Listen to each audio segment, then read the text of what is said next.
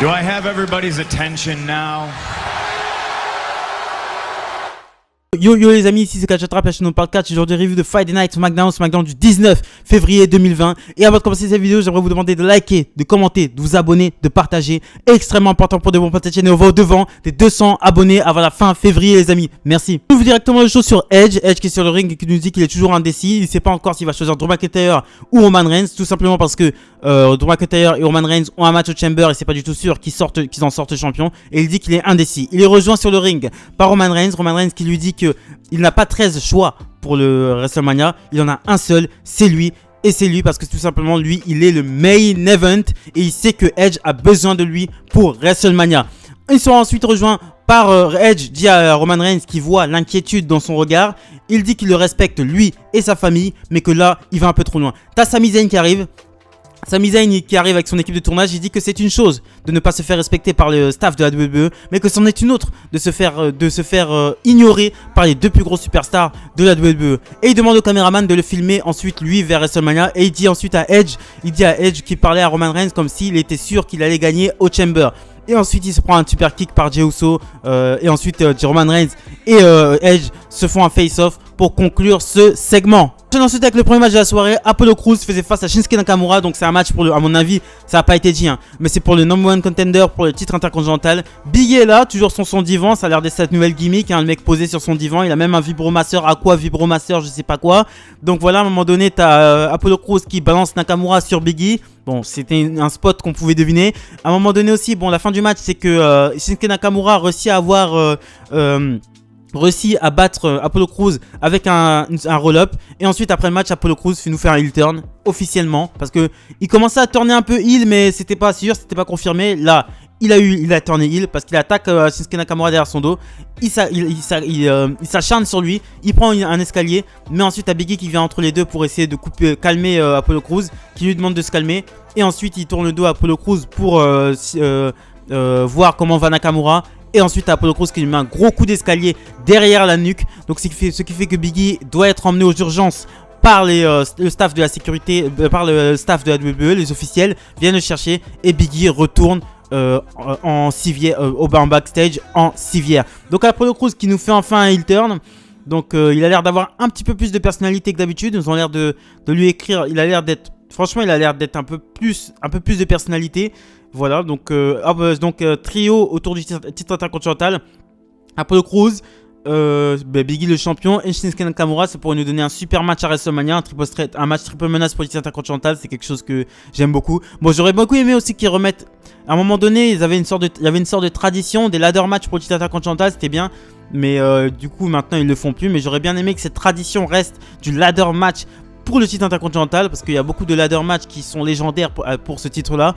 Donc dont celui Razor Ramon contre Shawn Michaels, tout le monde le sait, le premier match de l'échelle. Donc j'aurais bien aimé qu'ils laissent voilà, et puis ça crée les ladder matchs à WrestleMania, ça crée des WrestleMania moments quoi. Quand Zack Ryder a gagné, c'était magnifique. Quand Daniel Bryan a gagné le titre aussi, c'était magnifique. Bon, le ladder match, c'était magnifique. Quand Big Show l'avait gagné aussi, c'était bien. Franchement, Big Show l'avait gagné contre Cody Rhodes, mais voilà.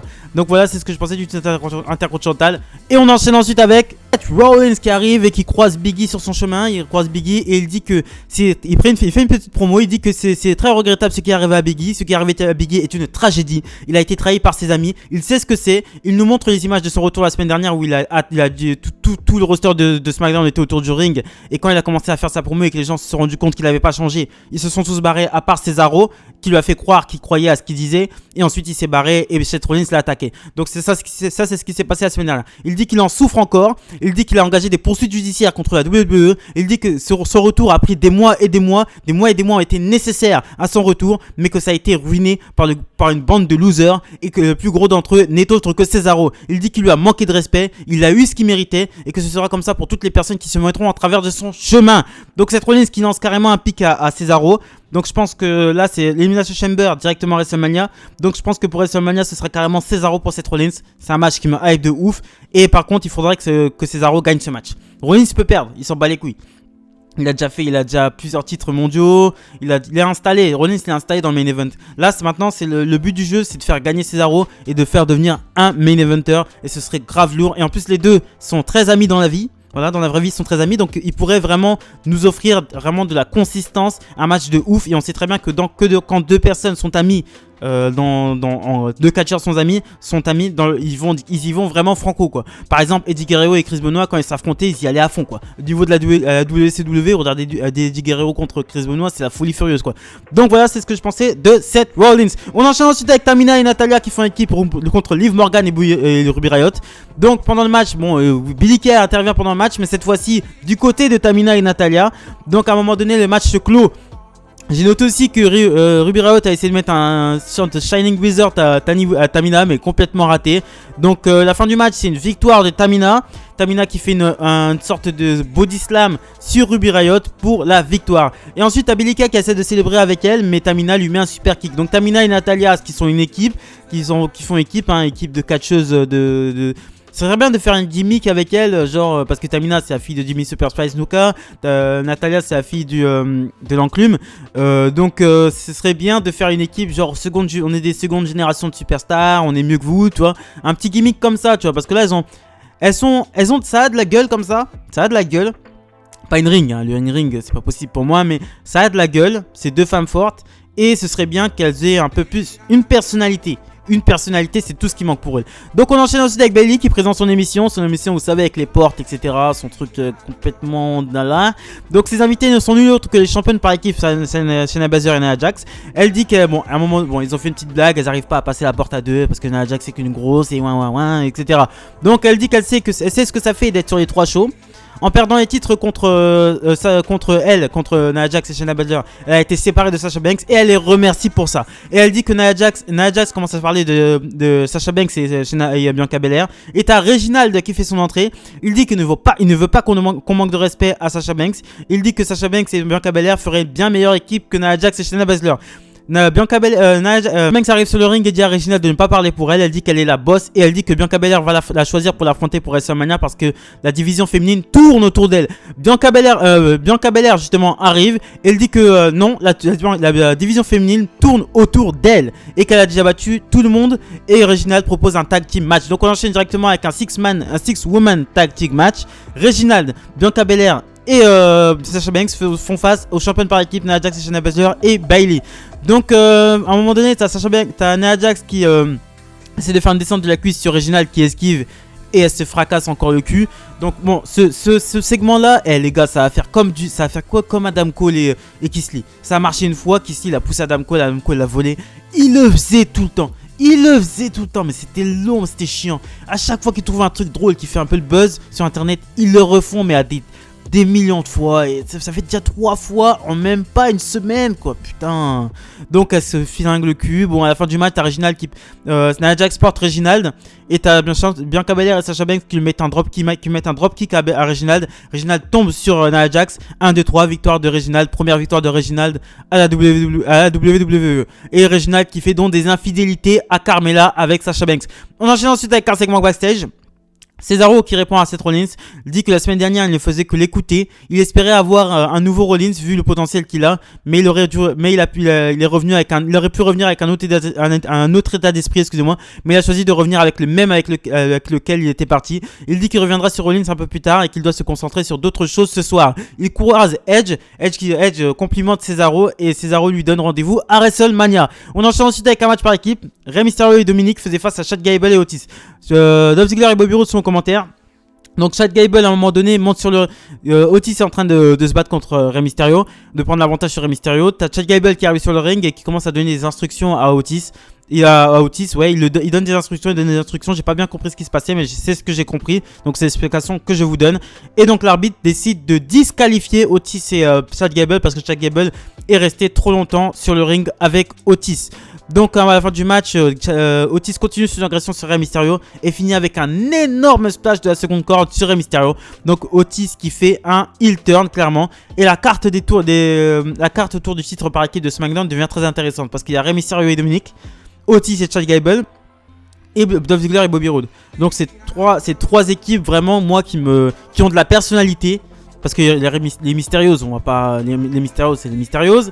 Chad Gable et Otis, ils ont vraiment ce mystère autour de cette agence sportive de Chad Gable. Et Ziggler et Bobby Roode sont très bons dans ce qu'ils font. Donc la carte autour du titre par équipe de SmackDown, franchement c'est archi intéressant quoi. Et ça nous promet de nous donner des super matchs. On enchaîne ensuite avec quelques segments backstage. Edge remercie Daniel Bryan de lui avoir donné le courage de revenir sur le ring. Et ensuite Daniel Bryan lui demande ce qu'il penserait d'un match entre les deux à WrestleMania. Et Edge lui dit que ce serait un dream match. Ensuite on croise encore Daniel Bryan au backstage avec Cesaro. Sont interrompus par Kevin Owens parce que les trois doivent faire équipe ce soir. Donc Kevin Owens et Bryan Cesaro se demandent combien de fois Kevin Owens a trahi ses partenaires. Kevin Owens lui dit qu'ils n'ont pas de soucis à se faire à ce niveau-là. Donc Carmella est avec Reginald. Elle lui demande pourquoi elle a mis tant de temps pour apporter ce vin. Reginald lui répond qu'il attendait d'avoir la bonne température. Carmella lui demande si elle se fout d'elle parce qu'elle a très bien vu ce qu'il a fait sur le ring. Et ensuite elle lui dit que voilà, elle lui dit que de toute façon Reginald sait ce qu'il a à faire. Et donc elle commence à goûter le vin. Elle crache le vin, elle dit que le vin est dégueulasse. Elle le balance à la gueule à la figure de Reginald pour conclure ce segment. Donc Reginald qui est dans le cul entre deux chaises parce qu'il a l'air d'apprécier Sasha Banks, mais d'être du côté, il bosse pour Carmella. Il est le sommelier officiel de Carmella.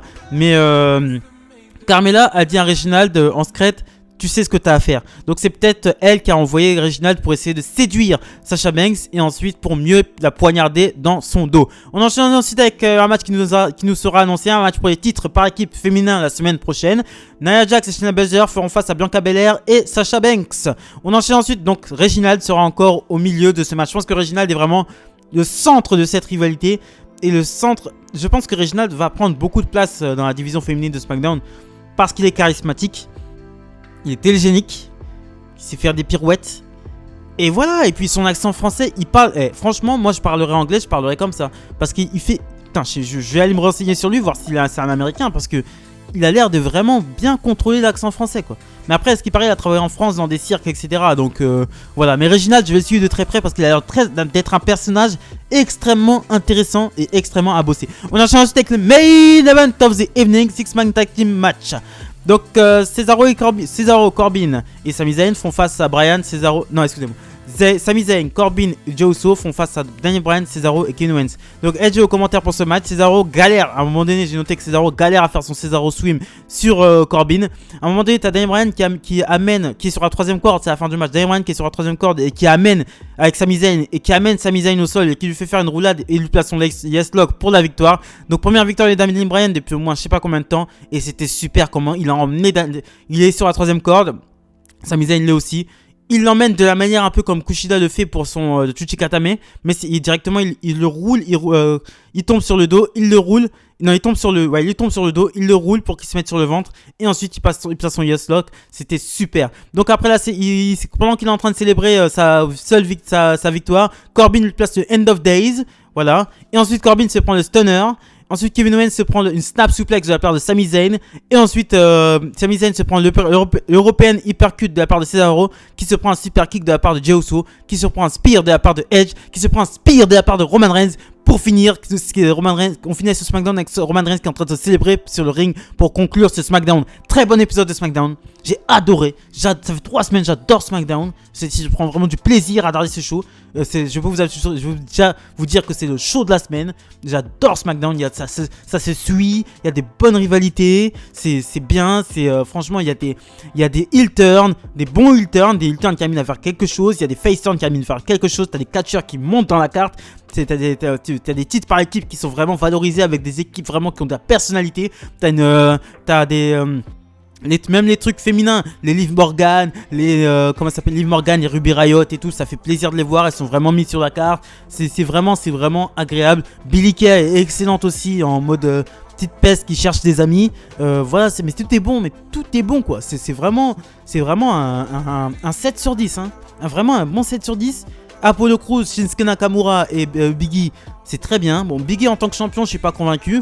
Biggie en solo, je suis pas encore convaincu, mais on verra bien. Je vais suivre le truc. Edge qui rapporte vraiment le star power avec Roman Reigns et tout. Roman Reigns, on le voit au début, à la fin, terminé. On n'a pas besoin de le voir pendant tout le show. C'est bien. Sami Zayn. J'adore Sami Zayn. C'est mon heel préféré à la WWE, clairement. Et j'adore aussi Baron Corbin. Voilà, c'est ce que je pensais du SmackDown du 19 février 2020. Abonnez-vous les gars, abonnez-vous, extrêmement important pour augmenter cette chaîne. On va au devant des 200 abonnés avant la fin février les amis. Merci les amis.